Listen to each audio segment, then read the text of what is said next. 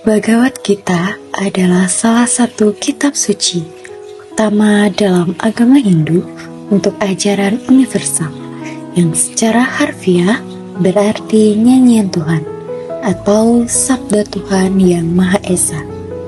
Isi Bhagavad Gita berupa dialog antara Krishna yang dianggap sebagai titisan Dewa Wisnu dan Arjuna, salah satu Pandawa yang terjadi di medan perang Kurukshetra.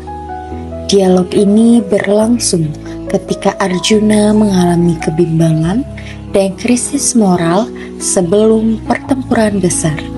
Krishna memberikan ajaran tentang dharma, kewajiban, karma, tindakan tanpa pamrih, bakti, pengabdian, dan yoga, yaitu jalan spiritual. Dalam Bhagavad Gita sloka 1.32 sampai 1.33, O Govinda, barangkali kita menginginkan kerajaan, kebahagiaan, ataupun kehidupan untuk orang-orang tertentu.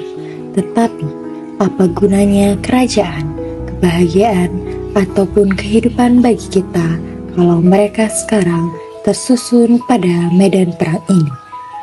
Filosofi yang terkandung di sini adalah bahwa kekuasaan dan harta benda tidak ada artinya tanpa kebersamaan dengan keluarga atau orang-orang yang kita cintai. Dalam Bhagavad Gita 1.34 sampai 1.35, O Madhusudana, apabila para guru, ayah, putra, kakek, paman dari keluarga ibu, mertua, cucu, ipar, dan semua sanak keluarga bersedia mengorbankan nyawa dan harta bendanya, dan sekarang berdiri di hadapan saya, wahai pemelihara semua makhluk hidup, jangankan untuk bumi ini, untuk imbalan seluruh dunia pun, saya tidak bersedia bertempur melawan mereka. Kesenangan apa yang akan kita peroleh kalau kita membunuh putra-putra Destarasta? Pesan yang disampaikan bahwa kemenangan yang diperoleh dengan pengorbanan orang-orang terkasih tidak akan membawa kebahagiaan sejati, karena kemenangan tanpa kedamaian batin sesungguhnya hanyalah kekalahan.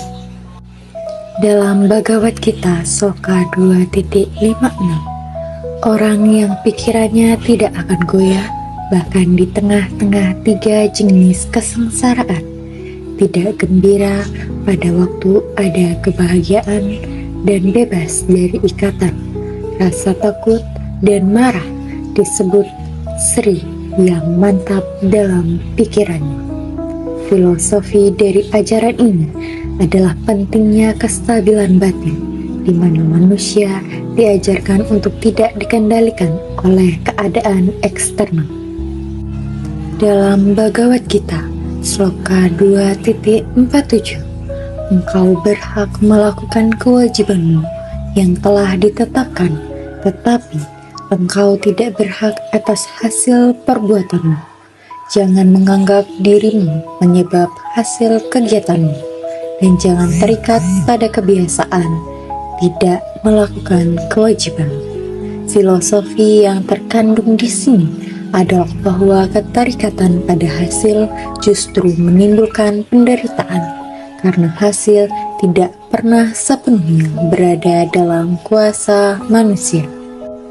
Dalam Bhagavad Gita sloka 7.1, Tuhan yang Maha Esa bersabda, sekarang dengarkanlah, wahai Arjuna, bagaimana engkau dapat mengenalku sepenuhnya, bebas dari keraguan-raguan dengan pikiran yang terikat semata-mata kepadaku dan berserah diri kepadaku melalui latihan Bhakti Yoga.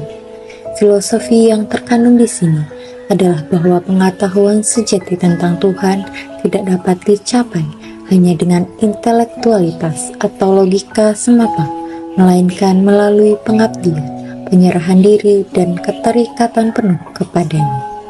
Dalam sloka 4.21, Orang yang mengerti bertindak dengan pikiran dan kecerdasan dikendalikan secara sempurna.